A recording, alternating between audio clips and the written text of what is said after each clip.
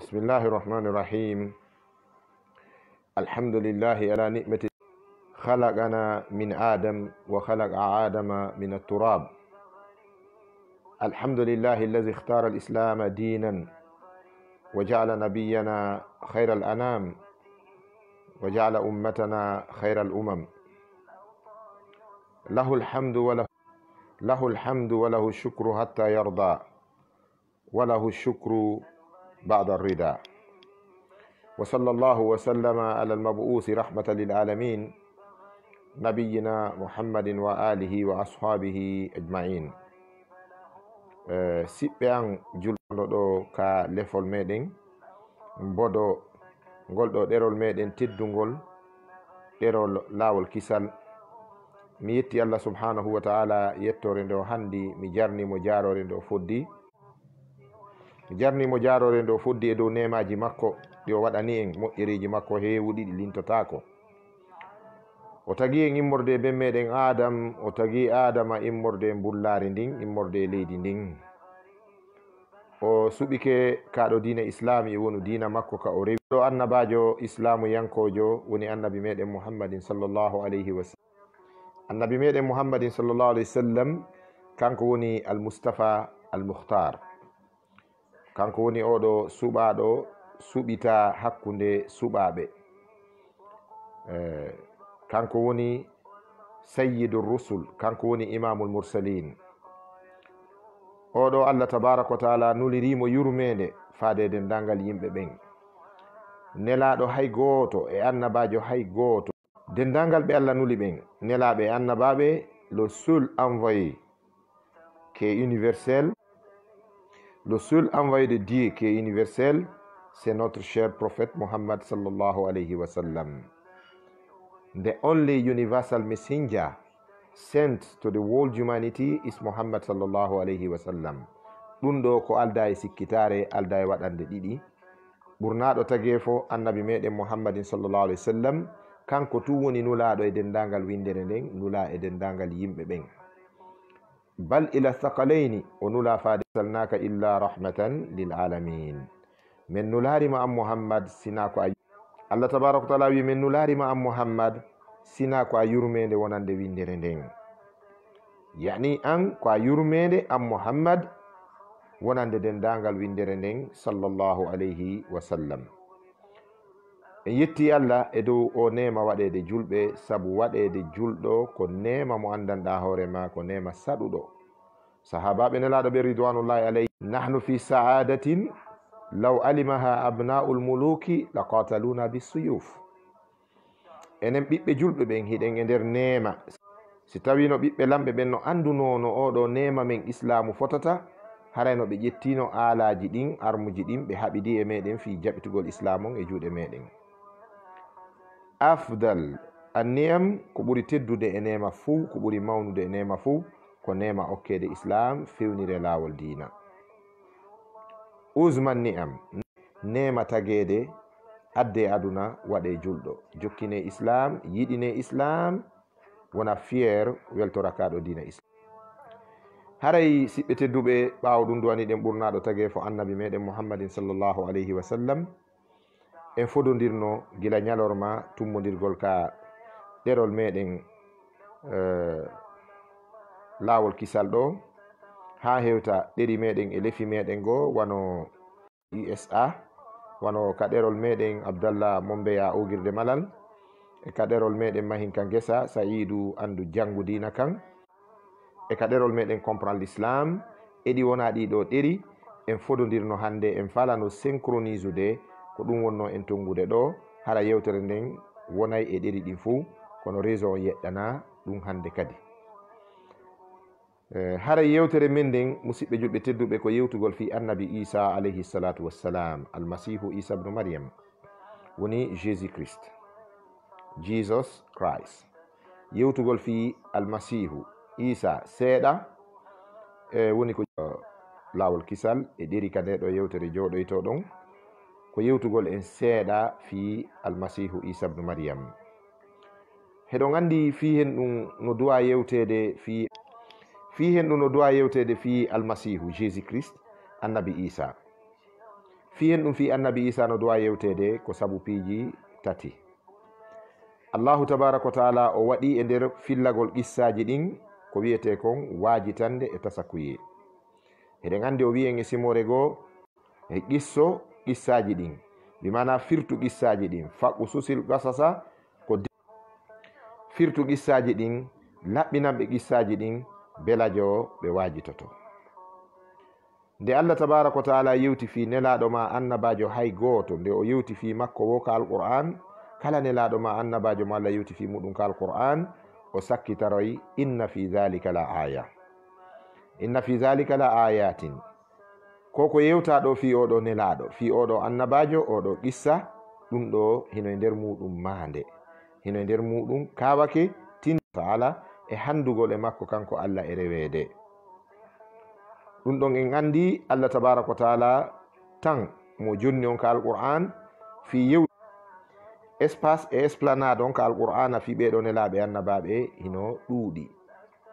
Alqur'anare nden ko nde ayeje 6, ko nde ayeje guluje 6 e temeɗɗe 6 e capanɗe 6 e 6 ayewal, 6666 verset, 6600 ni ayeje qur'ana nden e limore tana kuufayankoɓe ɓen. Ɗe ayeje guluje 6, ɗe ayeje guluje 6 e temeɗɗe 6 e capanɗe 6 e 6 ayeje e limore tana kuufayankoɓe ɓen. Aya wulure on fuu ko alqisasu wal ibar. Aya wulure 1000 aya, 1000 verset, 1000 verses of the Holy Quran ko fi qissaji nelaɓe annabaɓe. Ɗum ɗo no holli wonde alquranare nden no hittini yewɓeɗo nelaɓe annabaɓe fiyen heɓu ka tiren finde men nden, heɓen ka tiren faamuji men ɗin, heɓen ka wuren gurdan dina e iwtirgol ɓawo ɓeɗo nelaɓe annabaɓe fi heɓugol welaye makko kanko Allah tabaraka wa taala.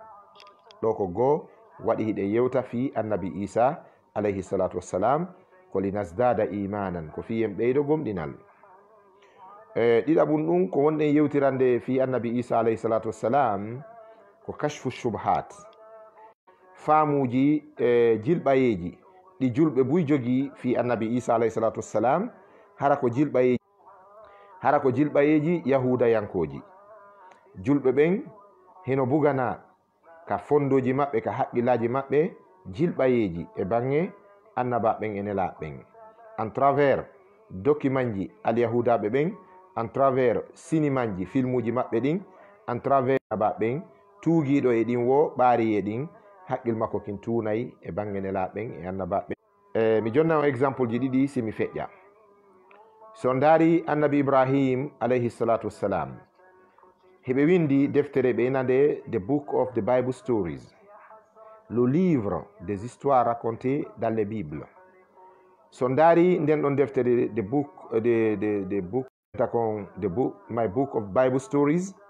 So ndaari nden deftere ɗon ko ɓe hollata nder ton wonde annabi Ibrahim alayhi salatu wassalam fewndo gerdayno e Numrudu la'natullahi alayhi, kefero geddo on nodditinoɗo Allah on. Heɗon andi Numrudu on ɗon o gerdune annabi Ibrahima o ƴettimo bugimo ka yiite kono Allah dandi annabi. Sa ndaari qissa annabi Ibrahima on e Numrudu haraka ka filmuji maɓɓe ma ka livre ji maɓɓe, kamɓe juifɓe ɓen, kamɓe alyahuda ɓen, ɓe yettoma wonde annabi Ibrahima hari ko mawɗo nayejo wonno gerdude e Numrudu. Kono haqiqa on annabi Ibrahim hari ko suka kecco. Si wiyama suka kecco komo hakkude duuɓi 25 e duuɓi 35. Allah nulata paykuntu sukun, Allah nulata kadi mawɗo nayejo ronkituɗo. Nayew ngun noon no tawda on tigi annabaku ngun, kono o nuletaki hara ko nayejo, o nuletaki kadi hara ko paykum bobum. Himo jonne noon mandeji wonde so nodditoyke, so ɓangini wonde ko nulaɗo Allah, haray ko o jaɓirane tawa mandeji go feñino e makko gila ko paykum. Eɗon andi annabi Yahya ko noon Allah wiren wa atainahu lhukma sabiya, min okkuno annabi Yahya on hukmu ɗon ko firete ko alamatu nubuwa wal fahmul amiq, min okkunomo mandeji e annabaku ɗin e faamu lugguɗo. Kanko ko woni annabi Yahya ko on ɓenata ka Bible John the Baptist. Allah wi min okkunomo ɗi mandeji min okkimo faamu ko paykun kono wonugol nelaɗo ma annabajo il faut hara on tigui feƴƴi duuɓi nogaytat jowi ɗin hakkude ɗon e duuɓi 4 ɗin ko ɗo Allah nuli nulaɓe ɓen. Annabi Ibrahima alayhi salatu wassalam wa qalu sami'na fatan yadhkuruhum yuqalu lahu Ibrahim. Allah wi kamɓe tigi yimɓe numrudu ɓen wonnoɓe haɓude annabi Ibrahima ɓen ɓe wi moodi sami'na fatan en duka sagata kecco yadhkuruhum himo aybina ɗi sanamuji ma himo kambana ɗi. Ibnu Abbas maki yadhkuruhum ay yu'iduhum aw yu'ibuhum ko imma himo kambana sanamuji ɗin ma himo jasina ɗi himo aybina ɗi ɗum woni yadhkuruhum imma himo aybina ɗi ma himo kambana ɗi. ɗum ko sanga annabi Ibrahima arno naati ka nder suudu rewirndu sanamu o soppi sanamuji ɗin o ƴettiteni ɗum ndun la'allahum ilayhi yarji'un bela josi ɓe ari ɓe tawri noon ɓe ruttoto e makko o heɓano noddira ɓe faade tawhid on. Donc ka nder bible je toon ma ka defte alyahuda ɓen ɓe holli wonde Ibrahima ko mawɗo ko ɗum waɗi ɓawo ɓe tourni film on a tawa Ibrahima ɗon ko mawɗo nayejo kono fewndo o nula wona o nayejo wonno. Idem annabi Musa alayhi salatu wassalam Musa kadi ko nulete hari ko suka kecco. Isa almasihu Isa ibn Maryam mo wonɗen hiiri ko nula tawi ko suka kecco bal annabi Isa ƴentugol makko tawi mo mari duuɓi 33 wurin kanko o heɓano 35 tawi o ƴenti. Kanko annabi Isa alayhi salatu wassalam o jippoyto ka hoore leydi ɗo o wuura ɗo 40 ans duuɓi 40 tawa ko julɗo ka islam o maaya o wattine Makka o naɓe Madina o wattine hakkunde yenande annabi meɗen Muhammadin sallam e kabru Seydina Aboubacre on ko ɗon o wattinte kanko annabi Isa alayhi salatu wassalam ɗum ko 40 ans après jippagol makko ngol dargal ngal daro ɗum ɗo no selli e bindi no selli e hadiseje annabijo sallallahu alayhi wa sallam. Islam ko nulete tawi ko suka kecco kono so ndaari filmuji juif ɓe ɓen alyahuda ɓen e chrétien ɓe ɓen ɓe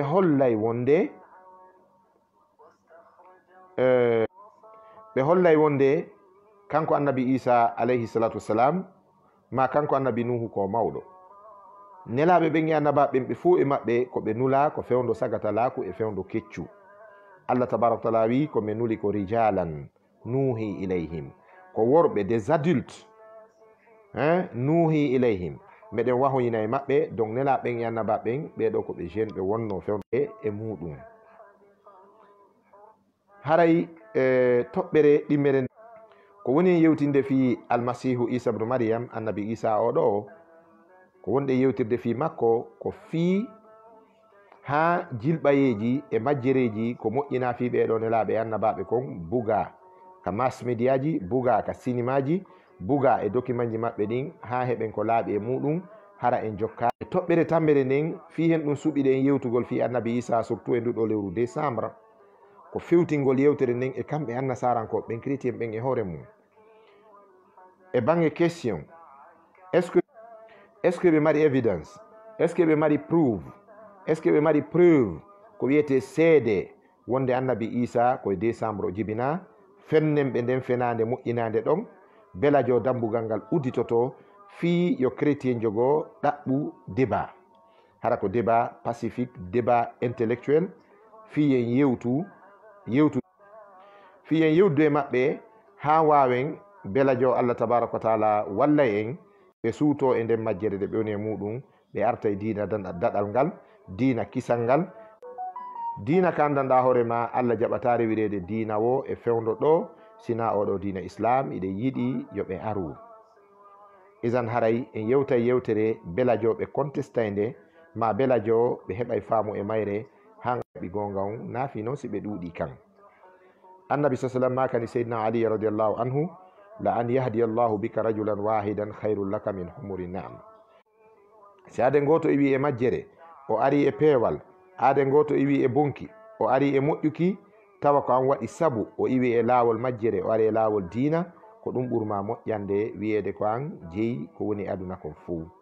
Eɗen ñaago Allah yo Allah hawrindin en e ɗin baraji ɗon heɓugol koyete baraji wonde sabu ha goɗɗo feewa. Haray ko hombo woni Isa alayhi salatu wassalam. Isa oɗo ko Isa ibn Maryam. Isa geɗal Maryam wona o Isa ɓiɗɗo Allah, wona o Isa ɓiɗɗo Allah, ko Isa geɗal Maryam. Point. Chrétien ɓen ko ɓe wiyatamo ko Isa the son of God, thy son of God. Ɓe innamo the son of God, ibnullah. ɓawo ɓe wi Isa ɓiɗɗo Allah, Allah tabaraka wa taala yeeti en ha honto ɗum mettimo, ha honto ɗum satti e makko kanko Allah tabaraka wa taala, hay taguli makko goɗi o tagi manifestanimo wano kammu ngun e leydi ndin e pelle ɗen. Allah tabaraka wa taala wi takadu samawatu yatafattarul jibalu an da'aw lirrahmani walada. Allah subhanahu wa taala wi takadu samawatu yatafattar. A pew asamawuji ɗin ɗi fecco, a pew asamawuji ɗin ɗi fecco. Takadu samawatu yatafattarna, a pew asamawuji ɗin hiɗi fecco, asamawuji ɗin hino do'a hiɗi fecco, asamawuji ɗin no do'a hiɗi fecco, leydi ndin hino do'a hindi seeko, kammuli ɗin hiɗi do'a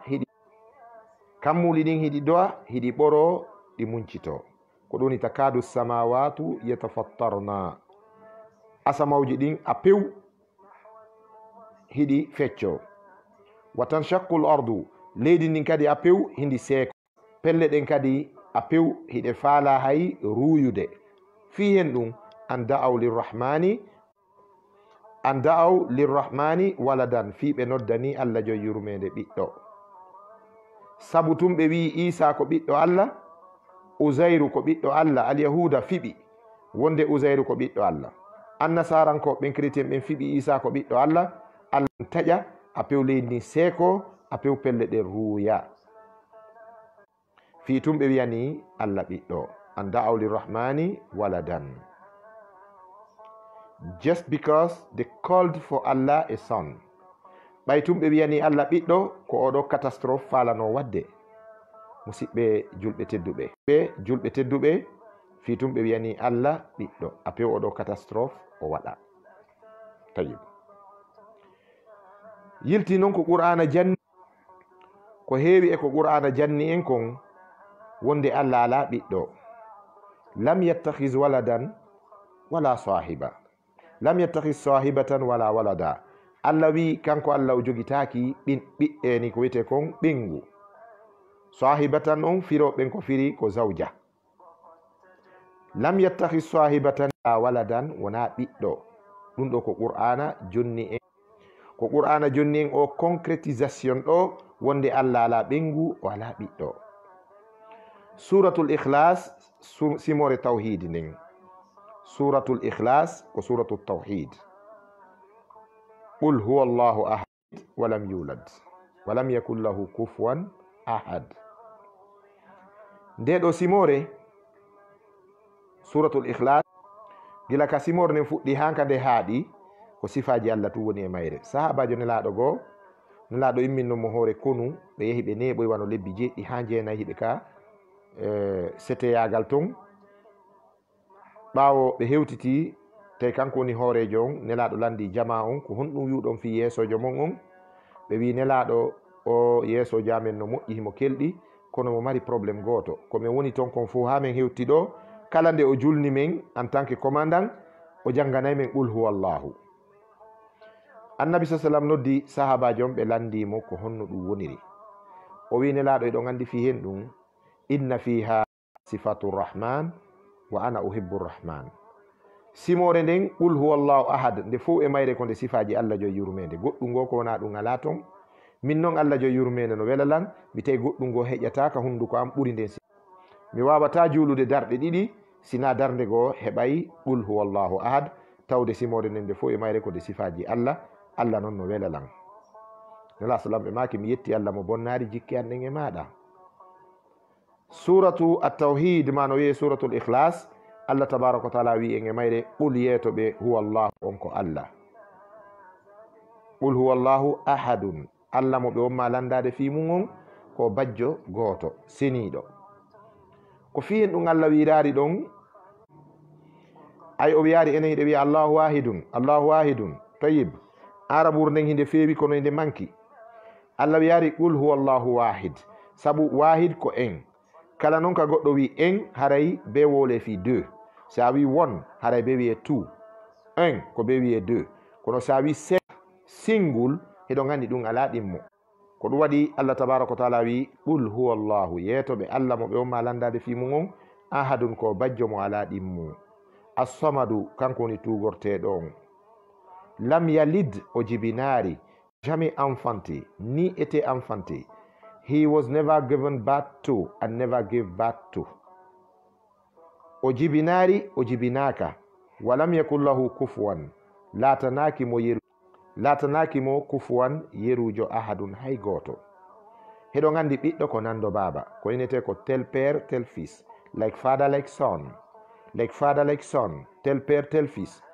donc o wawata wonde kanko Allah o ala ɗimmo, o ala nando, o ala ko gasata nandindinede jombi debbo ɓe wondi, debbo jibinanimo ma ha hande yaari ka goɗɗo jibini puccu, bi mana bani adama ko jibinta ko waywa bani adama, haysi solɓitande waɗi e tagu ngun pigme yagal ari nder to ma piiji goo ko natayi ko neɗɗanke.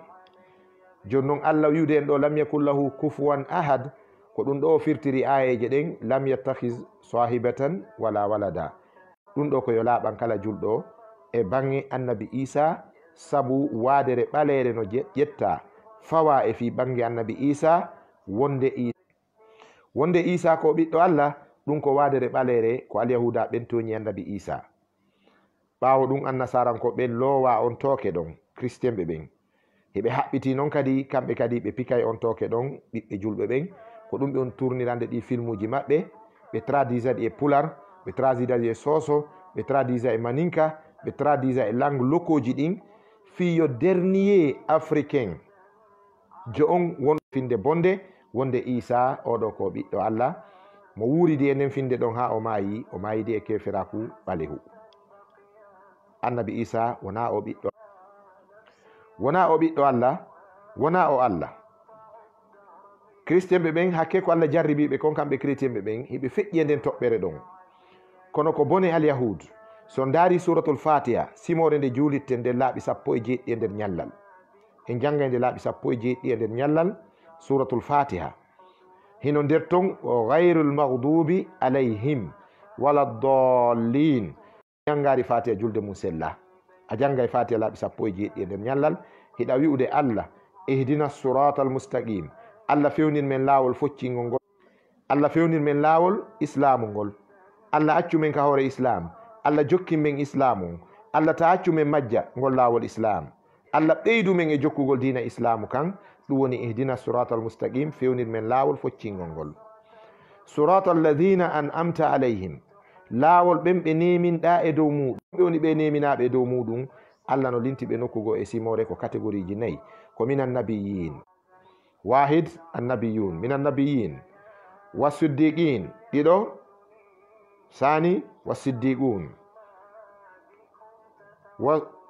minan nabiyina wasiddiqina washuhada e martirɓe ɓen yanɓe shahid ɓen, wasalihina e moƴƴa finde en, ko ɓeɗo woni alladina an'ama Allahu alayhim, ɓe Allah nemini e dow moɗon.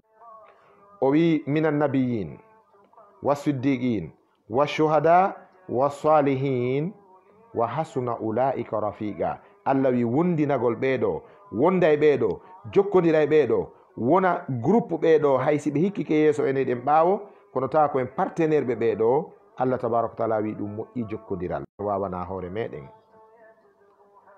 aɗa andi en toriki Allah laaɓi, haɗa andi a toriki Allah laaɓi 17 ñallal, woto Allah accintine islam, yo Allah jokkine islam, yo Allah ɓeydane peewal e dow islam. wiwɗa hon ɗum ka sakkitorde, hara ko laawol ɓe neminɗa ɓen e dow muɗum, gayril maghdubi alayhim, haranaɓe ɓe tikkere ma woni e dow muɗum. sahabaɓe landi nelaɗo ene nelaɗo ɓe tikkanaɓe ko alyahud, nelaɓe ko homɓe Allah tikkani, ko honɗum waɗi Allah tikkani, Allah seytinani alyahudankoɓe ɓen, ko sabu ko ɓe wayli dinaji nelaɓe. ko sabu ko ɓe haɓi annabaɓen kon e nelaɓen kon ɓe wayli tawhid on. Les Juifs, the Jews, enemies of the divinity, heɗo gandi ko ɓe ayɓe gotimbaku, ko ɓe ayɓe gotimbaku Allah ngun, ko kamɓe wi Allah, kamɓe wi Allah ɗiɗo, kamɓe wiyani Allah ɓiɗɗo, ko kamɓe wi'i wonde Allah ko ronkowo, Allah ko fowtiɗo. O gollido lendi o samedi, o golli gila e lendi sonde to satode. Ko kamɓe wi Allah gollu gila e lendi ha e samedi tawi o ronki o fowti e dimanche. Ko nden ñalande ɓe entata sabat, the day of rest, ñalande de jomiraɗo on fowti nden e mum. Allah tabaraka wa taala wi kanko takkon fop tampere ronkere nangari mo.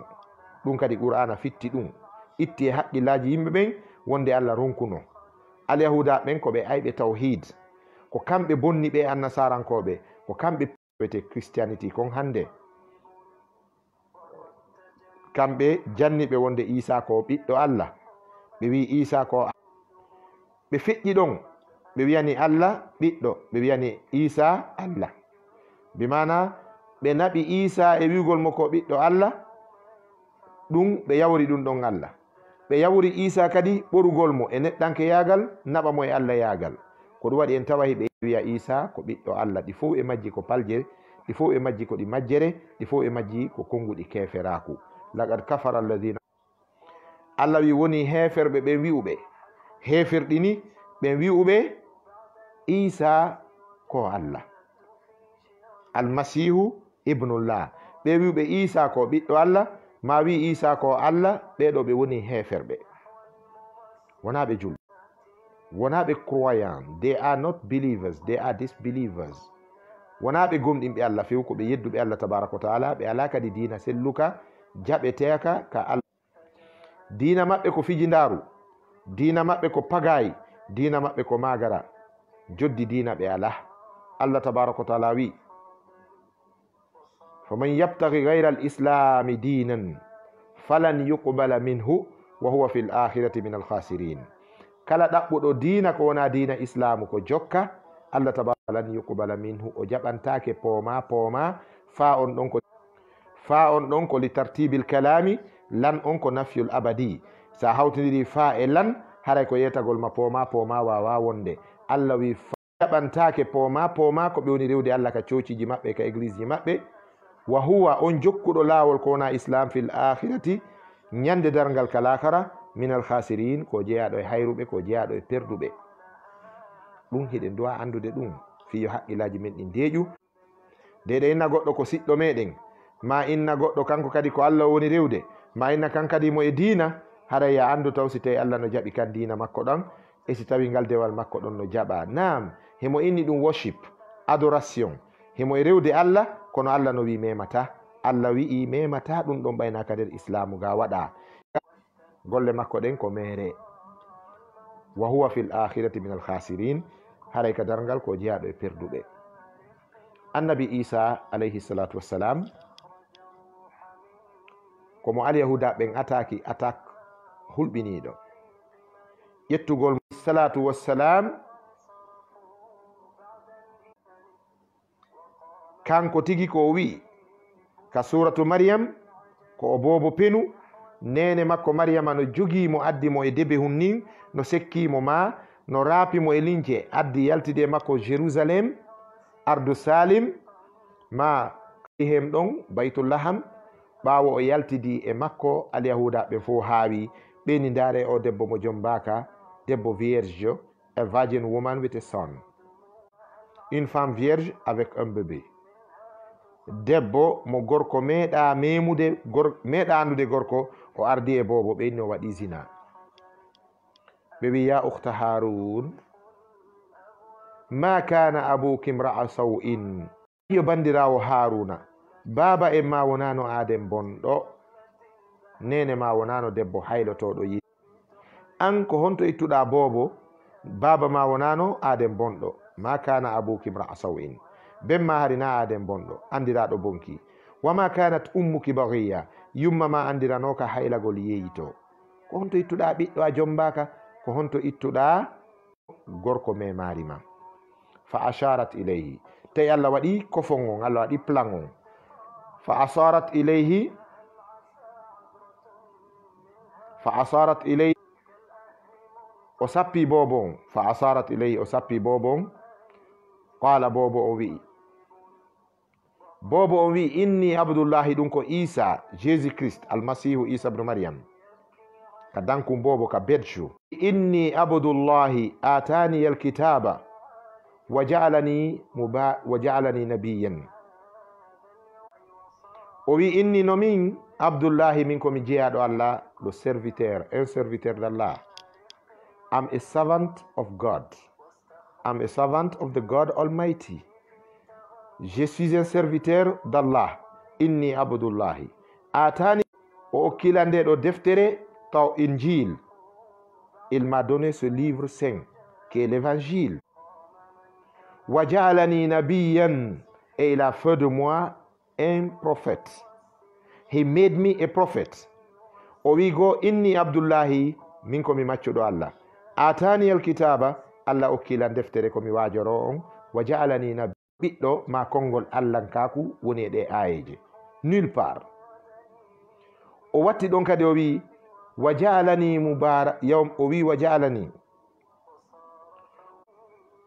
o wi kanko Isa wa ja'alani mubarakan, Allah waɗilan barkinaɗo, yawma wulittu, gila ñande mi jibina, wa yawma amut, e ñande mi mayoyta sanga mi ƴenti mi jippiti. Ko ɗum fuɗɗorde yewtere nde nane annabi Isa e mo ƴenti en aroya joni ɗum kat depuis duuɓi hewɗi adonulede annabi men Muhammad sallam Isa ƴenti himo dowga ka asama. Wona noon Isa tu woni annabaji nelaɗo wonɗo dowga ka asama ka Allah de. Annabi Idrisu alayhi salatu wassalam kanko kadi mo dowga. Annabi Idrisu kadi ko ƴentuɗo. Allah subhanahu wa ta'ala wi wa rafa'nahu makanan aliya, min tuuni oɗo Idrisu oɗo min naɓimo e nokku towuɗo. Firoji ɗin fuu ko wonde min naɓimo ka sengo asama jowaɓo. Kanko Idris himo ɗon. Annabi Isa no ka asama dow ton. ɓe ɗiɗo ɓe jippoto, kono annabi Isa kanko jippoto qubayla sa'a, takko ka dargal ngal daroto ɗon ɓappitoyke ko duuɓi 40 aduna existata haray aduna o lanni ko ɗuyete fende mon ɗon Armageddon on o laato. Eɗon andi Armageddon on, hay scientifique ɓe ɓen no yewti fi Armageddon on, hay opéra e Hollywood on hino tourni filmu. So ndaari Bruce Willis himo mari filmu Armageddon, fin de toute chose, fin du monde. Isan science on no jaɓi wonde ndu adnaru ɗo lannay, defte telliɗe ɗen ko ɗum humpiti en. Joni noon ko honno goɗɗo darotta mort, et après la mort c'est la fin. Après la vie c'est la mort, mais après la mort c'est la vie encore, et puis ça sera la vie éternelle. Si ɗan ɗo gurdan lanniri mayde maɗen ari, mayde anden ari, mayde men den ari, hara gurdam men aduna intahat duniya. Ono wona wasifi men lanni en immitoto kadi ɓawo mayde nden. La budda min al ba'si ba'da al maut. En immitoto ɓawo mayde nden. Allah tabaraka wa taala wi qul innal awwalina wal akhirin lamajmu'una ila miqat. Qul innal awwalina wal akhirin lamajmu'una ila miqati yawmin ma'lum. Yetoɓe yo Muhammad adi ɓen e sakkiti ɓen ko immintinoyte ɗum fi daroyagol faade e rendez-vous andaɗo on ka ahodal andangal, ɗum woni dargal ngal ka mahshar. Idan Isa oɗo ƴawi salatu wassalam, si o jippike o wonay ka hoore leydi ɗo duuɓi 40 si o faato, ko kanko warata masihu dejjal. Masihu dejjal ko wiyete le faux prophète. Masihu dejjal ko wiyete de false prophet. O feeñoyay ko teleren Irak e Syrie to woni ko feeñirta kanko masihu dejjal, ka wiyete manarul bayda ɗon. Manarul bayda ko ɗon masihu dejjal feeñiroyta. Masihu dejjal ko yitere wotere o mari ndeya holɗi hinde boni. Yitere nden woɓɓe wi fillayji go wi harende hakkunde tinde nden ɗo hakkunde mbaykoji ɗin hakke ko kaani ko hulɓini. Woɓɓe wi harende kande wonɗo nde yiira e nano e nano e ñaamo wano nde yirta yeeso non ndeɗa hara no kolɗi. Tagudi makko ndin ko neɗɗo kanuɗo hulɓiniɗo.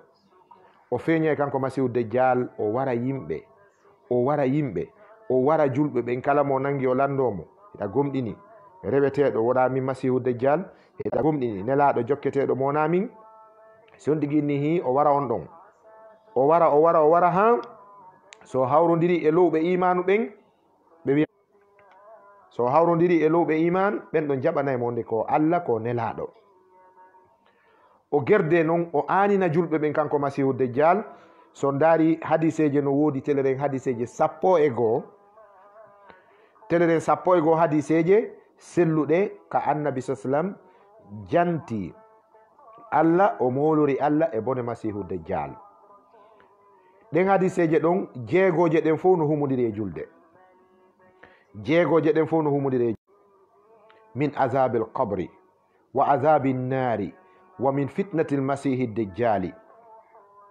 on ɗo no jeeya e ɗin askarji allahumma inni no min a'udhu bika miɗo molore min azabi l qabri e bone lette qabru wa min azabi nnari miɗo molore kadi e bone lette qabru wa min fitnati l masihi dejjal Allah e bone masihu dejjal masihu dejjal ko aden huɗaɗo ko yentoro Allah yo Allah dandu julɓe ɓen bone makko si oɗo feeñi o iwri manarul bayda ammira e Palestine o wallito juif ɓe ɓen e hoore julɓe ɓen o waɗa dégaji molanaɗi ha ɓe tamƴino victoire o kamba noon o wiya miɗo yaade Makka e Madina mi bonna suudu Kaaba ndun mi irtoya kabru Muhammad on mi jinsinno o waɗa ɗum o fokkita o fotta e annabi Isa alayhi salatu wassalam hara julɓe ɓe maapike yi'i doole makko ɗen kanko masihu testé who gonna stand by his way hombo wawi dartade daro yeeso masihu dajjal wiya bara e mo de ñande daare tawa on julɗo ala julɓe ɓen toro Allah faabo men allahumma surna alal masihi dajjal allahumma surna ala dajjal Allah wallu men e hoore dajjal kono noon kadi ɗuɗo du'o hakke ko tata nde ñandara julɓe ɓen no huuɗi fewno ɗon annabi Isa jippoto annabi Isa regilay mo ɓe fuɗɗoto bimbi ɓe piira ha kikiɗe annabi Isa war ko ɗum waɗi Isa oɗo ko qatilul dajjal kanko warita dajjal so wari dajjal oɗo kanko annabi Isa o yaha waɗa umra ka suudu Allah hormanteru Makka o ara o faato o adde Madina o wattine hakkunde nelaɗo e Seydina Aboubacrin hadiseje ɗen e ko mi shahidon ko ƴettuɗen kon e nder yewtere nden ɗo ko Isa jippitoyto isan jippagol ngol an nuzulu min muwasafat wa sifat en andi jippoyagol jippitoɗo ara wona mujahid haɓidowo e keferaku yedda chrétien ɓe ɓen ignora ɓe yedda ɓe jasina fi maɓɓe wiya on wayli komi accirno on kon ɗum annabi Isa o waɗay ɗum ko ɗum ka nouveau testament ka évangile ji acte tigino amari toon verset goo ka wi ɗon yimɓe ɓen aroy o wi yimɓe ɓen aroyey Mark kadi filli on fillaye ɗon ka linjila makko injil marga kankadi o filli ɗum kanko Mark ka évangile makko ka gospel makko wonde yimɓe aroye piito e ley koyɗe annabi Isa innaɓe éloignez-vous de moi keep away from me éloignez-vous de moi ibtaidu anni woɗɗitelan yimɓe ɓe wiya e Isa meɗen habbinoma meɗen hoolima meɗen gomɗinma Isa wiya kono on wayli komi wonno kon on wayli komi accirno on kon on wayli komi wonno kon on wayli komi accirno on kon on wayli komi wonno kon on wayli komi accirno o wiya kanko annabi Isa mi wolanano on wonde kala yiɗɗolan yo gardu yo maru yo jogito komi janni kon quiconque m'aime garde mes enseignements whosoever loves me hold tight ɗolan o nangay o jogo ha satta komi janni kon ko honɗum Isa janni ko wonde Isa Allah ko goto Isa ko ɗum janni Allah ko goto mo ala ɗimmo Isa ko honɗum janni ko wonde na o ɓiɗɗo Allah ko nulaɗo Allah inni abdullahi ɗiɗan annabajo ko ɗum ɗo annabi Isa alayhi salatu wassalam ko ɗum ɗo o janni isan si tawi ɓe chrétien ɓe no yiɗi Isa yoɓe jogito ko janni kon enen julɓe ɓen kan en waɗa e ɗiɗi annabi seede annabi Isa no wela en mawɗo men si jibini ɓiɗɗo wiyemo Muhammadu watta ɗon kadi Isa, Muhammadu Isa, seede annabaɓe ɗiɗo, nelaɓe ɗiɗo, jeeyaɓe ulul azmi, jowo ɓurɓe wonde patron e nelaɓe ɓen fuu, ɓe hawtidira inde bobo on e ɓen ɗiɗo Muhammadu Isa. seede jo on yiyata les 4 coins cardinaux chrétien jo wiyeteɗo Jesus, chrétien jo wiyeteɗo Jésus, a heɓata o nulle part ka hoore leydi ɗo, nulle part. ala wiyeteɗo Jesus ma Jésus. Gongol ko giggol majjere ɓe jogani Isa alayhi salatu wassalam, wona giggol gandal, wona giggol ko selli ko alyahuda ɓe waylani ɓe haqqillaji maɓɓe ɗin. Sengo kami arta ɗon e toɓɓe ɗe mi wiɗen mi ɓanginanay koyen wakkilo hara misconception on o iway. Partage en vidéo on, kala marɗo siko pullo accituɗo islam naate christianisme heɗinomo vidéo on. So tawi o convaincaki haray dambugal ngal min hino udditi fi débat. Si tawi mo convaincu haray yo jaɓo sintira numéro an on mi affiche mo ma page meɗen Lawol Kisal affisanay en numéro an on fi si tawi yewtere nden hewti. Si yewtere nden hewti chrétien jo tawi mo contesti, ma porte est largement ouverte. My doors are open for debate. Haray dambuɗe an ɗen min hino udditi fi débat, komi woni wolde kon komin woni responsable konguɗe an ɗin. Annabi Isa alayhi salatu wassalam o wiyari nulle part ka nder bible wonde ko Allah, o wiyari nulle part ka nder bible ko ɓiɗɗo Allah. Bal ko wowla kon fi Isa wonde ko ɓiɗɗo Allah ko Jean woli ɗum ka linjilare makko. So dari Jean 3:16, Jean 3:16, so dari ka Jean 3:16 ɗum woni linjilare makko nden ka simore tammere ka aya 16 on yiyay ɗum ɗo ko mi wi on ɗo. Kanko Jean o wi, for God so loved the world that he gave his only begotten son. O wi ɓaawo Allah yiɗi, Allah addi ɓiɗɗo mum bajjo on. Donc Jean ko kanko inni Isa ɓiɗɗo Allah, wona Isa. John called Jesus the son of God, but Jesus never called himself the son of God. Ko Jean inni Isa ɓiɗɗo Allah, Isa meeɗari nodditade ko ɓiɗɗo Allah. ɗum ɗo yo laaɓan en pos. Tawi woodi yedduɗo ɗaɓɓite numéro ɗon ka windi ɗon Abdallah Mombeya Ba, c'est moi. Komi woni responsable komi wi'i kon ɗo 622 27 11 67. kala wonɗo préf haray kala yedduɗo ɗum ɗon la porte ouverte. En waɗay Coran e Bible sur table, en wallinay Qur'ana e Bible ndaren, laaɓanay on pos wonde Isa meeɗari wiide ko ɓiɗɗo Allah. Haray toɓɓe no ɗo tati, e nder ɗen toɓɓe tati ɗon ko sellita finde meɗen e Isa, tawa si en hoolike ɗum ɗon en gomɗini ɗum fi Isa, haray koyen julɓe e bange Isa. Heɗon andi si a gomɗini nelaɓe ɓen fof a yeddi Isa, haray a woni kefeero. Laanu gomɗinal ngal on tigi sendidirta hakkunde nelaɓe ɓen. La nufarriqu bayna ahadin min rusulihi wa qalu sami'na wa ata'na ghufranaka rabbana wa ilayka almasir. La nufarriq bayna ahad, enen en sendidirta hakkunde hay goto e nelaɓe ɓen. Ko ɗum si wonɗen julɓe ko haɗi alyahuda Isa, ɓe haɓi annabi Isa, ɓe girdi annabi Isa, ɓe eɓɓi hay wargol annabi Isa, kaadu an yaktuluhu, ɓe faalamo warde. Allah tabaraka wa taala wa yamkuruna wa yamkuru llahu wallahu khairul makirin. heɓe eɓɓude fi wargol Isa, Allah kadi no eɓɓude fi dandugol Isa. Ko ɗum si Allah ƴentini mo, ittimo ka leydi ga, ɓayka kadi mo ɗaɓi mo dow. Allah accidiɓe ka leydi ga e anneji maɓɓe bonɗi ɗin. Kamɓe alyahuda ɓen ko ɗin anniyeji maɓɓe bonɗi noon ɓe woni junjude hiɓɓe ɓen ɗo. Ɓe tourna film hoy, ɓe winda document hoy, ɓe yalta ɓe immina missionnaire ɓe aroɓe jinda ka fulawaji yewta salatu wassalam. Ko noon min mi wonirno victime ñande goo, parce que mi woni ka église seeɗa fi duuɓi seeɗaji miɗo janga bible, koye sifa ɗin piiji ɗon hoolagol ko ɓe wolata kon sikka koye soɓeɓe woni ko noon mi ɓattornoɓe. Kono alhamdulillah tawi baba ɓe mi marnoɓen ɓe fatike, miɗo toraniɓe du'a yo Allah waɗu aljanna werde maɓɓe o maɓa. Ko baba en an tawi ɓe kelɗi, ko ɗum si tawi christianisme o wawano lan yolude naɓa few, ɓe jaɓɓiti sabu ko kamɓe adilan jannude dina, jannilan qur'an, mawɓe hari ko hunjiɓe qur'ana, hunji defte heewɗe, wakkiliɓe. Sina ɗum num franchement hari tiyam. Donc ko minon yewde kon ɗo fi mum koko mi andi, koko mi humpiti, wona fi ɓooyi de, koko mi humpiti. E haray toɓɓe tati ɗe yewten ɗen fi annabi Isa, en yewti aranere nden ko honɗum julɗo duwa fiɓude annabi Isa alayhi salatu wassalam.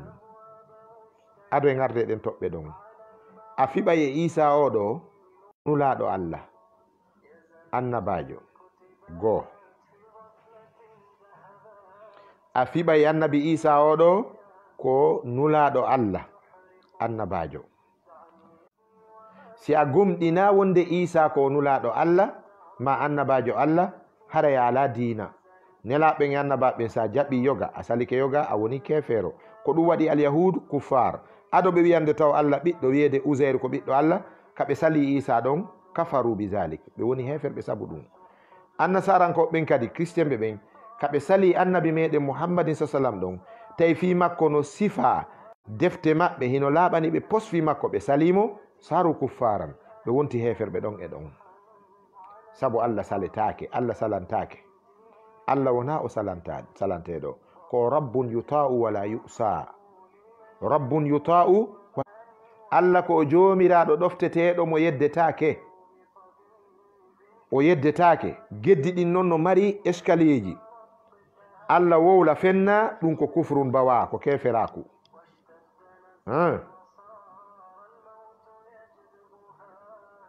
Regardez même.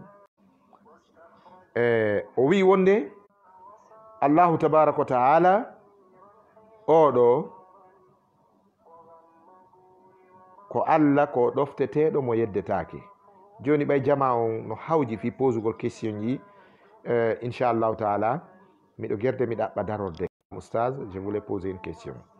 Allahu tabaraka wa ta'ala ko jomiraɗo ɗofteteɗo rewe mo yeddetake, mana ko ɗofteteɗo mo yeddetake, ko wotinɗinteɗo waddine mo kafindi. Ay yuta'u wala yu'sa, yu'bad wala yushraku bihi. Oɗo ko Allah ɗofteteɗo mo yeddetake, reweteɗo mo kafidatake e goɗɗum, woni Allah tabaraka wa ta'ala. Alyahuda ɓen salani Allah, ka Isa ni Allah ka jokkugol gomɗina Muhammad sallallahu alaihi wasallam. Ɗo kadi kamɓe kadi ɓe yalti ka da'ira iman, ka kuruwol kamɓe kadi ɓe yalti. Joni noon a gumɗina taw wonde Isa oɗo ko nulaɗo Allah, ko annabajo.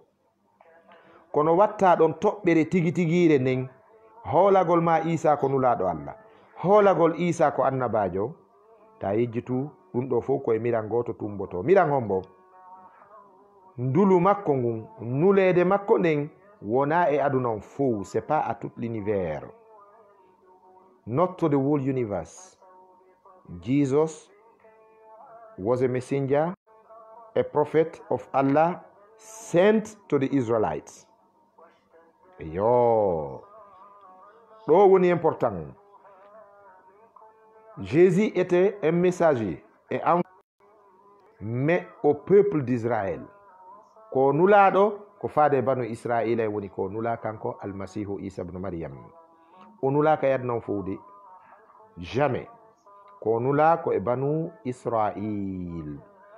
Donc e nder ko gomɗinta kon Isa ko nulaɗo Allah, ɗum ko iman muj global, iman mufassal on, iman précis on, gomɗinal ma hoolare ma détail nden, gomɗinal ma détail on ko wonde Isa ko e banu Israila o nula. Généralement ko nulaɗo ko annabajo, naam, mais comprehensivement ko e banu Israila woni ko nula. Alqur'ana no confirmi ɗum ɗo. Bible en wi Allah wi wa rasulan ila bani Israil. Isa oɗo ko nulaɗo Allah kono ko faade e banu Israil, faade e banu Israil go nulaɗo faade e ɗo ko Qur'ana. Ka Bible Isa alayhi salatu wassalam o wi, so dari acte des apôtres, acte ko ni yiiro ton, so ndaari ka proverbe, acte et proverbe ko bible je ɗiɗi, ko gospel je ɗiɗi, évangile je ɗiɗi, wonde ka nouveau testament. Acte ko wi wonde annabi Isa ñande goymo e hoore laawol himo yahude, debbo dogi ari, annabi Isa nangi koye ɗen, o wi maître, maître. karamo ko en wi karamo ko en, o wi bobo an jinna no nangi ɗum, himo faɗɗa jinna. Mi torike on karamo ko en, sene moccanollanmo, ñawdon mo. Annabi Isa ndaari talibaɓe mum ɓen, apôtre ɓe ɓen, disciple ɓe ɓen, o landi ɓe suudu Israël ɗum. On tuma annabi Isa ini, ô femme, éloigne-toi de moi. Ô femme, éloigne-toi de moi. Keep away from me, woman. Oh woman, keep away from me. Kwa yo debbo pottitolan, ayyatuhal mar'a, ibtaidi yanni, woɗɗitolan potto. Ɓe pottinimo. Annabi Isa yiltoya moccanamo jiwo makko, ɓiɗɗo makko mo jinna nangi on. Ɓaɓe gerdi hante annabi Isa tigi fi jama on fu fiidani suddiɗo on.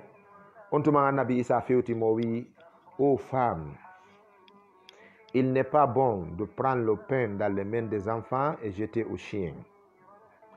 O woman, it is forbidden to take the bread from children and throw it to the dogs. Ihana no harmi ƴettugol ñaamete fayɓe ɓen e juuɗe, duwaka ƴettugol ñaamete e juuɗe fayɓe ɓen bugano bareeɗi ɗin, gato e bireedi, mburu ko paykoy koye jogii kon jaɓita buganoɗa bareeɗi ɗin, ɗum hana. Kono debbo on famari ko annabajo woni yewde kon, o jokkiti kadi.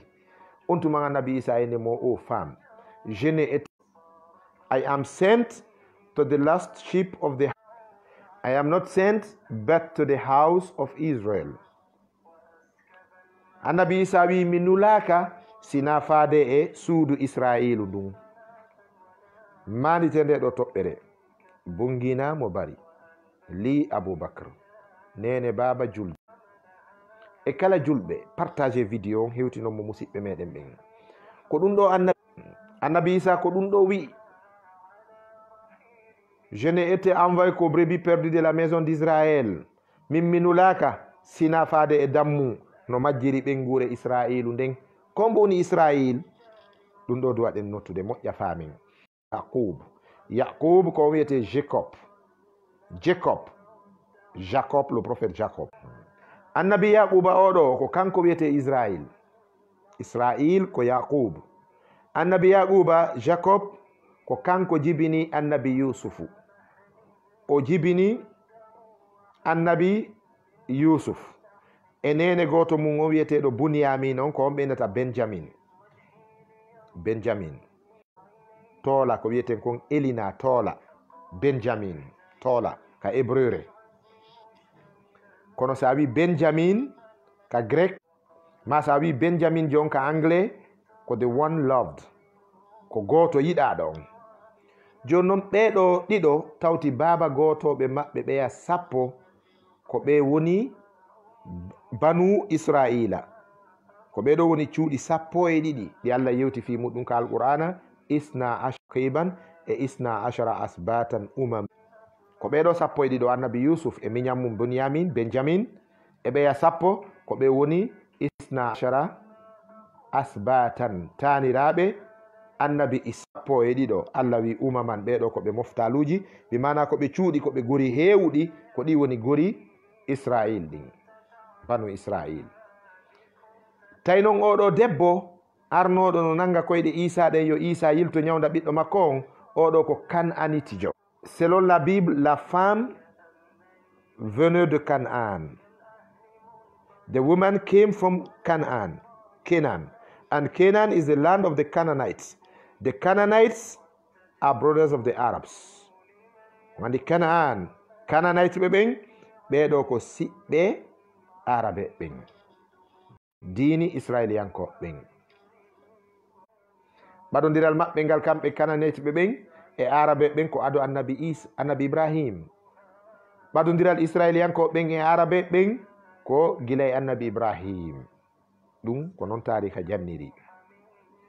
ɓiɓɓe annabi Ibrahim Ismailu on tuman Ishaq jibina kono son jangi Bible ko renversa ɗum ko junnita ɗum selon Bible on ko annabi selon Bible on ko annabi Ishaq ada jibinede si annabi Isa jibina non wona non woniri ko annabi Ismailu ada jibinede Ismailu oɗo ko kanko woni baba arabe ɓen kanko woni mama soro arabe ɓen Ishaq kanko woni baba kanko woni mama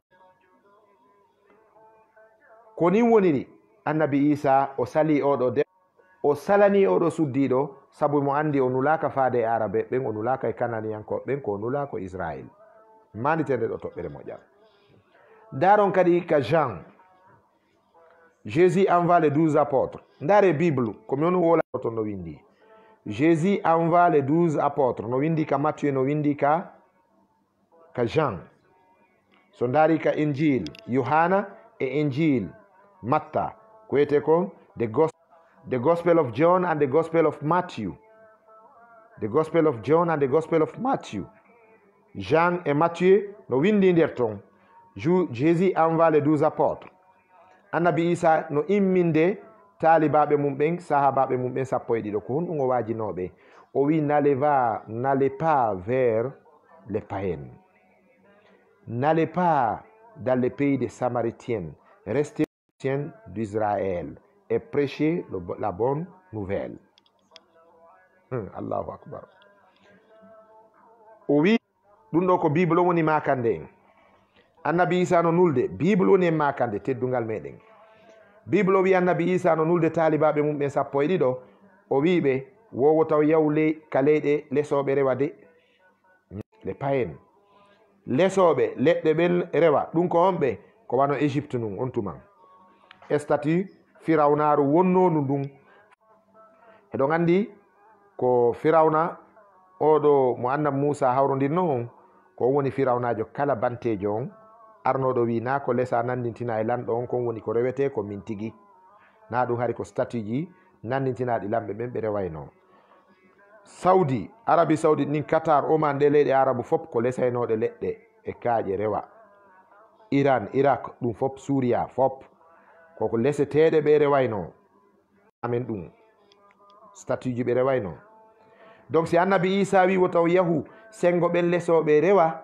haray alwasaniyun al arab ko ɓe rewoɓe sanabuji arabuɓe ɓen o wi n'allez pas vers les Samaritains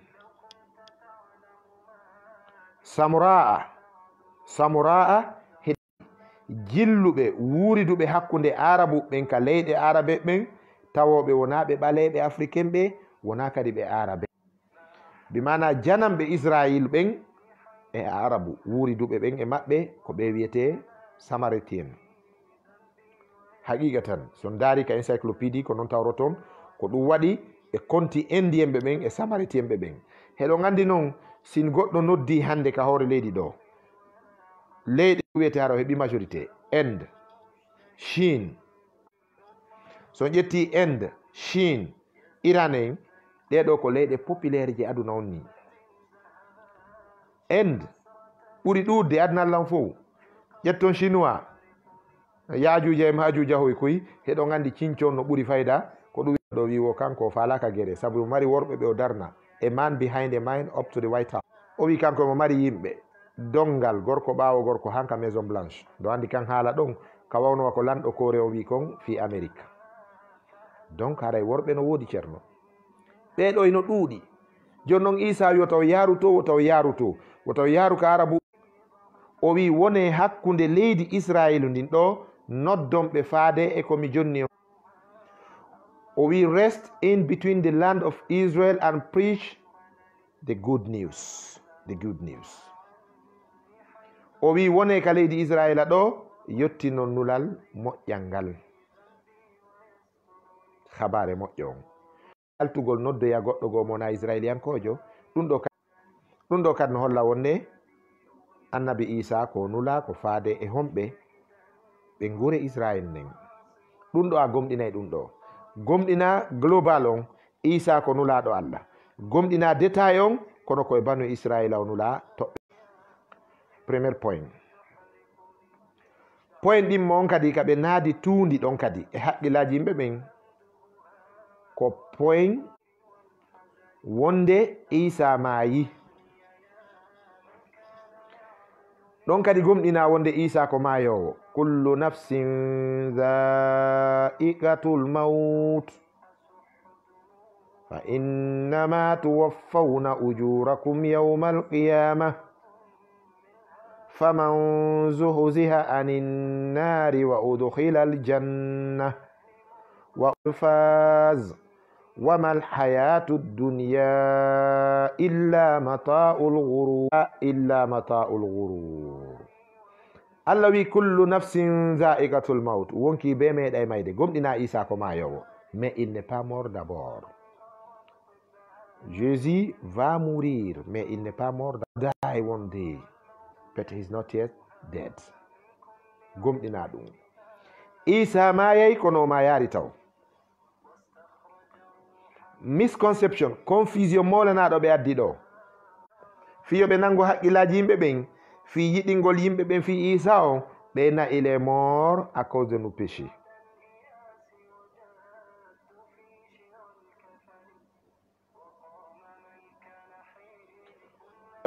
ɓe inna wonde il est mort à cause de nos péchés. Isa maayi ko maayani ko fi bakkatuji men ɗi enseigne, et c'est pas ce que la Bible a enseigné. wona ɗum qur'ana woni nge jarnude, wona ɗum kadi linjila jarnuno. Linjil, injil, bible ko janni ko wonde ko Allah woni dandowo on. Annabi Isa wari ko yottinowo, hemo jogi linjila on, deftere makko nden. Allah no jonni mo mujizaji wano nyawndugol bumɓe ɓen e taƴa kolli en e immintingol mayɓe fiyo ɓen seedito ko nulaɗo Allah. Allah no yoɓini.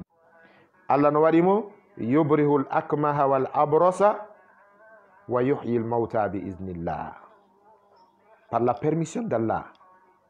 e dungaye Allah, Isa no nyawda bumɓe, mo nyawda barasoɓe e hoore ɗum kadi mo immintina mayɓe ɓe seedito ko nulaɗo Allah, ɓe walto. Naam.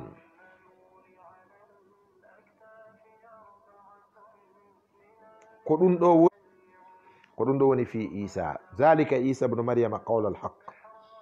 ko ɗum ɗo woni Isa gongajo on. wonde Isa oɗo o mayari taw, Allah tabaraka wa taala ko wi ko bal rafa'ahu Allahu ilayhi. Allah ɓanti Isa naɓimo ka makko kanko Allah. Isa mayari de, o wona commandant jo Islam, o wona administrateur jo molanaɗo ka Islam, commandant jo kadi dina kan.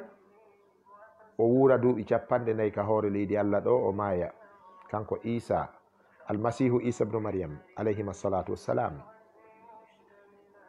ɗum ɗo gari ka qur'ana wonde Isa mayari. Allahumma tabaraka wa taala wi'i bal rafa'ahu Allahu ilayhi. Allah ƴentin Isa, bi mana Allah ƴawnumo ka makko. ko ɗum woni ko qur'ana wi, Allah ƴawnumo. eyo Allah ƴawnumo kanko Isa. ka bible ko andi ton Isa mayari, ndare confusion on, ndaron contradiction ji arɗi ɗin fi mayde makko nden ka nder bible, ka bible. ko annabi Isa rondi croix on, naɓi croix on ka fello wiyetego Golgota. oɗa wi ko Isa rondi croix on, naɓi mo ka fello wiyetego Golgota. wo naɓi croix on calamal ngal ka fello wiyetego Golgota, wo ko ɗon o calla. ko waɗi sikaramo ko an Cheikh Ahmad Didat hino windi deftere, o winde crucifixion o crucifixion. ko crucifixion ko wallinede fembe ka calambal. Crucifixion ko ƴettugol ɗum fixa ka haqqillaji yimɓe ɓen wonde il a été crucifié. You know, crucifixion is crucifying a person upon the, and crucifixion is implementing the ideology of the cross in the minds of the ignorant. ƴettugol ignoramɓe ɓe anda ɓen ƴetta fi Isa lowa ka haqqil makko maɓɓe wonde o fempama ka calambal, ko ɗum woni fempande, bimana majjere fempama e haqqillaji yimɓe ɓen. ko ɗum woni haqiqa, wona Isa mayi de ka croix. Jésus n'est jamais mort d'abord. Annabi Isa mayari taw. oya évangile ni Isa kanko rondi croix o naɓi ɗon o fempa ka Golgota. Oya Bible inni, oya évangile wi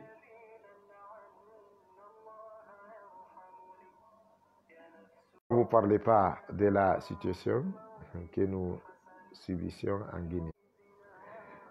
Ceerno anda ko mi wolta ko, a yaari ko mi wolta kon fof ko ɗum waɗi goɗɗo wata ronkuɗo wolde fi hoore mum e ko fewndodi. Siko newende wuriduɗa a wola e fi mayre, siko sattende a wola e fi mayre, kono na ɗum won tema. Donc ɗum ko Alhaji Amadou Diallo, min kadi miɗo wawi landade onon kadi ko hunɗum won ɗon contribude fi situation mo wuruɗen on hande. Quelle est votre contribution? C'est très important. No wowlede wolte kadi mahin e ko wonɗen kon e muɗum. Annabi Isa ɗum ko Alhaji Amadou Diallo a wolde fi no wuritɗen noon hande lagine, no wowlede. Wallahi no wowlede. Ko ɓe anda ɓen no wowlirte ko duwa wowlede kon, ɓen no jeeya e ɓurɓe wonde tampinde ɓen. Ko ɓuri moƴƴude kala faalaɗo wallitade fi lagine yo iwka yaasi o ara ko nder ga woni terrain on, c'est ici ko ga gérete. Ça va nous aider beaucoup. Dini wowlugol ngol ka yaasi bugo haalaji ɗi ala ka fengo en yewta fi ɗum ñande goo on taway wona ko waɗaɗa kon tun antigi haray hino woodi ko antigi haray no woodi ko waɗɗa ko ɗum woni sabu ha ko hewtuma kon hewtuma.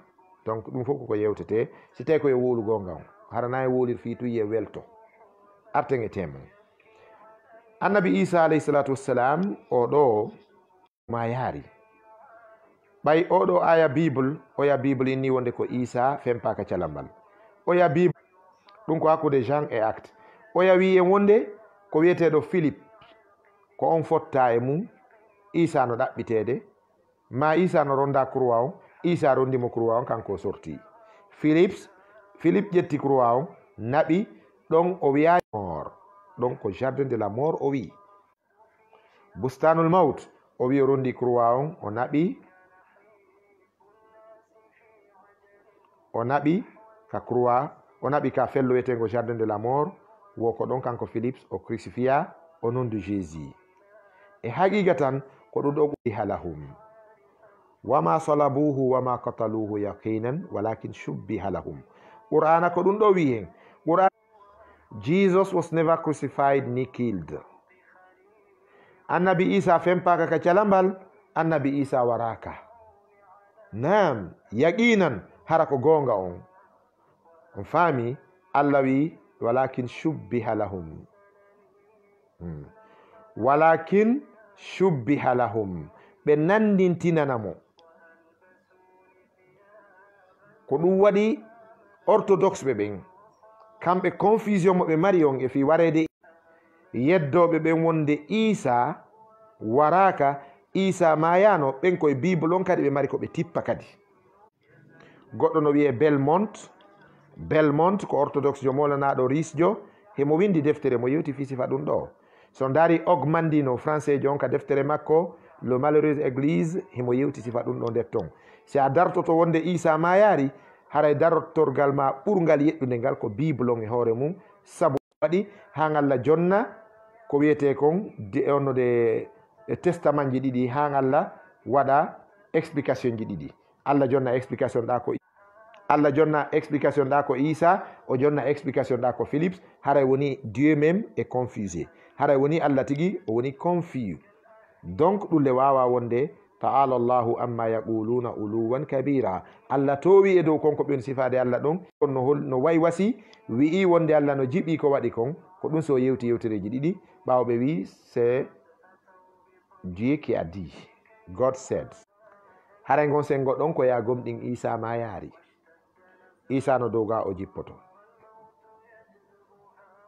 Si en jokkiɗo ha jango preuve ji ɗin miɗo andita ɗi tun seeɗa seeɗa kono e yondinora e nde ɗo toɓɓere kadi ɗo feƴƴe yeeso.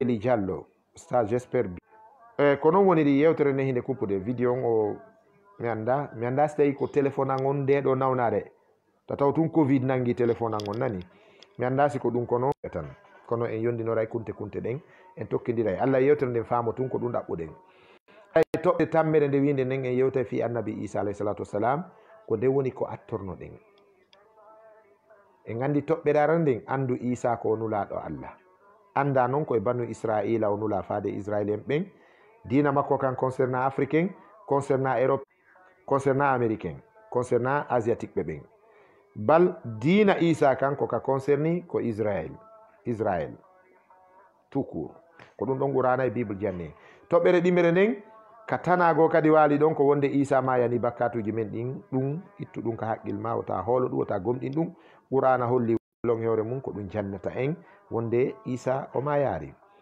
haray toɓɓere tammere nden ko nden woni sakkitorde nden en attorno nde toɓɓere aranere nden Isa wona o Allah wona o ɓiɗɗo Allah wona o Allah wona o ɓiɗɗo Allah ɓayen attorino nden ɗon toɓɓere min kin wawa feŋade ko fitun ha haqqil min ki wawa feŋade wona sakkitorde nden ko ɗum ɓurete manditede ko sakkitora kon annabi Isa alayhi salatu wassalam ɓawo o nangama alyahuda nangimo ɓe addimo ka hoorejo alyahuda ɓen fi ñawugol mo ko pirate o innete pirate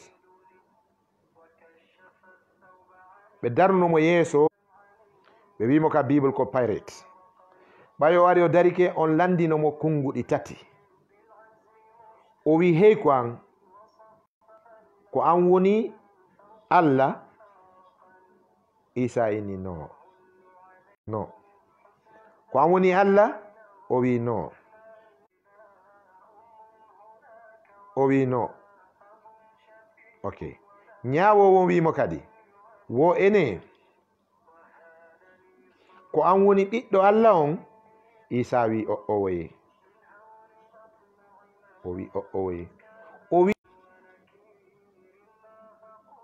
Isa wi hihi ko min woni nulaɗon e ɓiɓɓe annabi ko min woni nulaɗon e ɓiɓɓe annabi Yaquba ɓen ko min woni nulaɗo Allah on e ɓiɓɓe annabi Yaquba ɓen aux enfants de Jacob to the children of Jacob donc on andi ɗi tati kala ɗi o wi ko an woni nulaɗo hihi nulaɗo e ɓiɓɓe annabi Yaquba ɓen nde yewtere annabi Isa yaltude ka kara makko ɗo alayhi salatu wassalam laɓɓinimo e ko ɓe wimo konko Allah laɓɓinimo ko ɓe innimo konko ɓiɗɗo Allah laɓɓinimo ko ɓe woni noddude aduna Allah on kon faade e jokkugol Isa e miɗan mi ombiri ko pullo wiyata kon mi ukki ɓi tumbi ɗum ɗo e nder horde heefande mi ombiri beɗo mi fawi linsere saccande mi hewtini on yo musidɓe julɓe tedduɓe looten haqqillaji men ɗin e konko arata e ɓerɗe men ɗen kon bonnana e dina kan so yo musidɗo wonɗo arde ɗa wiya ala jaɓe anda probléme bonirede finde dina no boni ɓuri kala probléme ko probléme politique ni haɗa sikkude lagine ñande goo an a yejjiti hari tappanteɗo kunden on lagine ɗo ko Sékou Touré iwi e Sékou Touré Lansana Conté yawno ɗo ha o wiya kuday ko pooma o mayata abadan forever éternellement ko honɗum woni ngol laamu ɗon waɗano ɓe laamiɓe ɗo hande sikkuɗa andugol leydi ndi si wola fi mayri no waɗɗi en taw ɓe laamiɓe ɗo hande ñoƴƴuɓe ko ñoƴƴi ɗo kon ɓe ko ñoƴƴanoɓe ndego awa gine hande ɓe ardi heɗa sikkude ɓe waway sakkade ha lutta e maɓɓe hara ñande goo wona goɗɗo goo mustahil ɗum wawa wonde ñande goo ko woɓɓe goo si ɓeɗo miiji ke ɓe luttida e mum yoɓe andu koye juuɗe woɓɓe goo iwi ari e maɓɓe kamɓe kadi ɓe watta e juuɗe woɓɓe goo ɓe potto ko ɗum duwa ɗum famude hara na ya ƴettu dina ma no bonude lakara ma on ka tawata recours ma dernier on heɗa ɓeytanede fino ɗum ɗo moƴƴira an heɗa wiya yen wowlu fi bal wurin wonde ata e wowlugol ngol fof fayda no wawi joni wa expose go stratégie anta yimɓe no woodi tawa ɓe ɗaani heɗa expose stratégie e adversaire joni ka équipe ɗon ka terrain heɗon ka ballon oɗan tappude entraîneur jon coach o ɗa o rewrata Omar Ka ko on ɗum on ɗon entraîneur jo wiyata o sanjay on ɗon défenseur jo joni o naada goɗɗo goo ko sakko o naadoyteɗo sikki probléme politique probléme sociaux ɗe dewle men ɗum na Facebook na probléme Facebook ɗum no mari tere mum o politique tere mum ka tere muɗum ɗe dewle kaka foyeji argol expose ɗin probléme ji ka Facebook ɗo ko yeeɓi jaabi goɗɗo jaabawol miɗo andi fi ko wonɗa wolde kon a wallitotono mi toro on saabi Allah wallito taw woɓɓe no yehi no ɓen ɗo gartira wota wonu saabu woɓɓe goo kadi yaha yo wallito fi yahuɓe ɓen taw no artira wota wonu saabu no woɓɓe goo kadi yahira hare ko ɗum ɗon tumbarma jabagol ɓay ko pular nanata a heeɗi yewtere an nden fi tawhide e aqida ko moƴƴinironeten aduna men e lakara men wiɗa emi accitu ɗum mi ara e wowlugol fi piiji aduna ɗi mi anda haray ko jabawolal ngol ni komi talibajo wonɗo jangude yettina dina nami politicien jo nami on politique fayda komi janguno kon e mum mi yejjiti e wona kadi ɗum woni mecce an ɗen komi toroto Allah tabaraka wa taala ko allahumma walli umurana khiyarana wala tuwalli umurana shirarana Allah ardinan men moƴƴuɓɓen wota ardinan men bomɓe ɓen ko ɗo duwa marɗen ko duwoɗen e yo Allah moƴƴin ardiɓe yo Allah moƴƴin fiyake leydi men ndin yo Allah fewnu yo Allah fewnu en yo Allah fewnuɓe yo Allah fewnu en haray musidɓe julɓe tedduɓe nde ɗo yewtere men ko hanɗo arɗen hande e nde ɗo ñalande ñande 19 décembre le 19 décembre 19 décembre 2020 findintingol haqqillaji julɓe ɓen e musidɓe ɓen e basalatu wassalam haray on jarama e janggo kadi inchallahu gila 23h GMT eɗen mari sifa nde ɗo yewtere e yewtere ɗon fi 24 et 31 on iwdi mum ndin ɗum kaka page meɗen ka ɗerol meɗen radio Guinée USA inchallahu on jarama boyi wa sallallahu wa sallama ala nabiyina Muhammad wa ala alihi wallah joni miɗo heɗiti wiwnoɓe no mari question ji seeɗaji te question ji ɗin ari mi jaboto ɗino inchallah waynodiren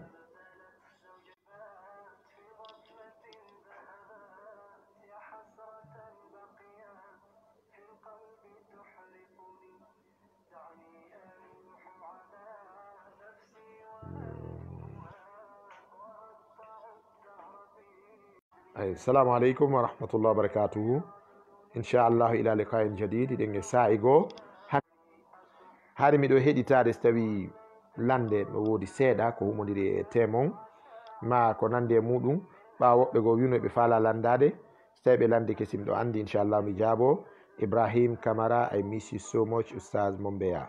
I miss you too brother.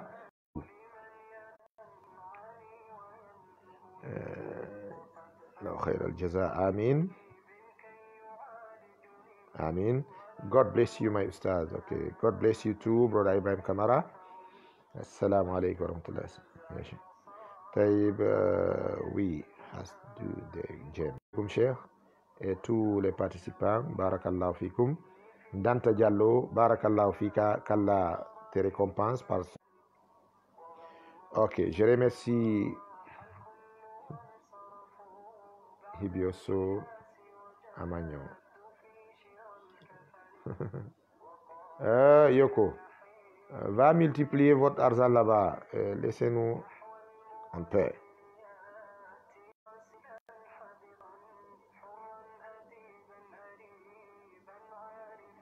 Vraiment. Merci beaucoup. Don't mind him. Exactly. Ok. La connexion Internet est très faible. Votre parole, ça coupe beaucoup. Oui, et c'est ça même. Kaliyankeba, Linsang. Ok. Oustaz, bonsoir. Oustaz, bonsoir depuis Washington DC. Que le bon Dieu vous paye. Amin, amin. Muhammadou Kitia Diallo. Amin. Assalamu alaikum, Ustaz on jaram. Onon kadi on jarama. Barakallahu fikum depuis Allemagne. Ok. Wa baraka fi. Hakim Castro. Faire de cadeaux Noël à ses enfants, c'est bien ou non? Barakallahu fi. Castro. Hakim Castro. Abdul Hakim Castro bien. Hakim c'est le chaz. Donc Allah tabaraka wa ta'ala tuni. الحكيم طيب بارك فيك وبارك الله فيك oɗo ko landi est ce que hino dagi ka waɗanen fayɓe men ɓen cadeau fi Christmas on ma no wiye Noël on. Waɗangol fayɓe ɓen cadeau Noël on ko hunde harmande enen julɓe ɓen no harmi few no harmi. Allah ra awliya wona yen ñentimɓe wona yen ñembimɓe wona yen jogoɓe alliance e bange diina. Wa man yatawallahu minkum fa innahu minhum. Huwondirɗo e maɓɓe wo naɓide e maɓɓe ha jokki ɓe laayi maɓɓe ɗin haray koye maɓɓe o jeeya. Annabi sa sallam maki man tashabbaha be qawmin fa huwa minhum. Si a nandintinike yimɓe ko ɓe waɗangol ɓiɓɓe ɓen cadeau fi Noël on ma wiya Christmas on. Bonne fête de Noël ko konngol ngol hanana enen julɓe ɓen. Happy Christmas on no wiye. Don't say it. You are not a Christian. We are Muslims. Just see. You know why? Because they know Eid is part of faith and part of your own worship. Kamɓe ɓe andi wonde Eid ko wiyete Eid konko dewal ɓay noon na dewal ngal ɓe qirriti ɓe naɓata hunduko e maggal. Joni noon an laaɓanima pos wonde Christmas on ma Noël on wona e diina ɗum jeeya. Joni noon haray sa naɓaniɓe ɗon bonne fête ma naɓaniɓe cadeau ji ma waɗani ɓiɓɓe ma cadeau ji haray a nannitinike hefer ɓen donc ɗum ko haram dagaki few. Tayyib.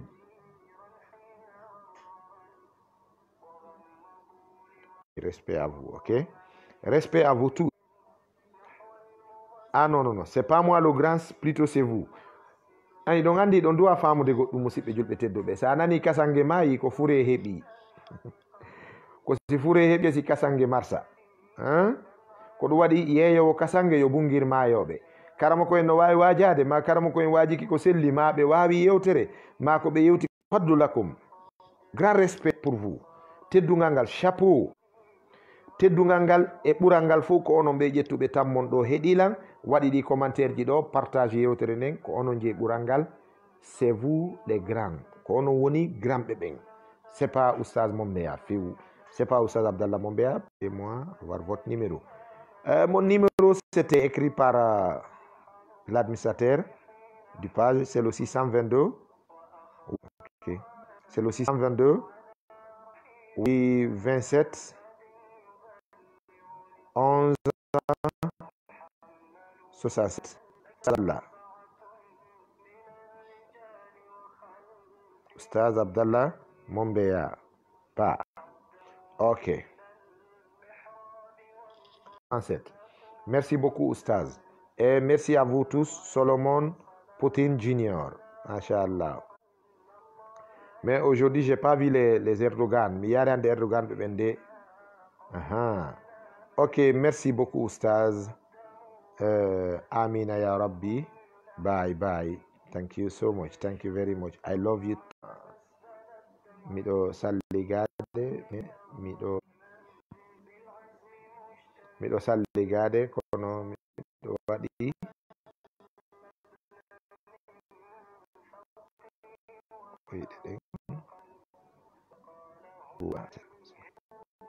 Wonɗo salligade e ley teppere nden si ɓuuɓaani haray salligi on o ɗum ɗon ko raɓɓiɗi kon ko yontigi ɓuɓɓin koyɗe ɗen o loota ha moƴƴa. Je peux faire des cadeaux de Noël à mes enfants. Non, Hakim Castro. Non, il est formellement interdit de le faire. Wota waɗan ɓiɓɓe ma ɓen cadeau fi Noël Christmas. Ɗum ko hunde nde dagaki few. Ke oustaz mino jarribora daragol ko harmi. Ok, Mohamad Balde. Neɗɗo jarriboɗa ɗo darugol ko harmi kaw andi ɗon taw koko won darde ɗo no harmi yo yettu Allah haray o heɓi fuɗɗode tububuye. Harmi ɗon kadi o heɓi feccere tububuye. Haray joni yo wakkilo tun o terto wondude e nisugol yirko darayno kon o terto. Soɗa faala noon yo yawu tertagol darugol ko harmi kon haray hebbin jangugol qur'ana e jantagol inde Allah e juulugol jemma toro Allah tabaraka wa taala fi muɗum. Sa ɗuɗɗini ɗum Allah tabaraka wa taala ittete muɗum. Ɓe wi o goɗɗo go arno ko karamokojo o wi goɗɗo go arno miɗo yiɗi darugol rewɓe jananɓe. Karamokojo inni kala nde darɗa debbo janano yaw juula darɗe ɗiɗi kaffara ko darɗa kon. O artugol makko ko kare fu ɗon kadi yo taƴi to yi debbo kadi o daari on kadi o dokki kadi o salligi o juuli darɗe ɗiɗi. e nder ñallal ngal o tawi ñallal makko ngal fof woni ndarugol e juulugol. On tuma o ari o jooɗi mo miijoto o wi ndara mi yaccita e darugol ɓe rewɓe par ce que mi yangike o yiltagol salligo juulo han feƴƴiti keerol o acciti darugol rewɓe ɓen. Iblisa ari ka makko kikiɗe cheytane inni wo ene ha joni ɗa julde ko woɗa julde o yeyni o mi ala juulude chaque fois ɓay mi daari si mi aray mi juula joni noon mi accitin par ce que mi yangike va e vient on ardol juulangol. Iblisa inni a won ɗon hande kadi mi hollatama debbo janano mi nule darugol mo ɓay ko juulata kon no mettalan hande kadi rewɓe nani oya kadi wiya an kadi haray a jarama haray a fowtinilan doggol ngol toujours salligo juula o woni ɗon joni o acciti darugol ko harmi. A faway hoorema kaffara amma a faway hoorema tuuɓuɓuye hara ko tuuɓuɓuye sattowo ŋeerinowo wonkimakin ɗum ɗon yawete hoɓɓitugol ma e nder waɗugol ko harmi kon. ɗuɗɗina janngugol qur'ana, ɗuɗɗina insinagol, ɗuɗɗina juulugol jemma. Allah tabaraka wa taala dogina e ɓernde ma nden itta e yiɗugol konko harmi ɗon. Nani inchallah musidɗo a jarama.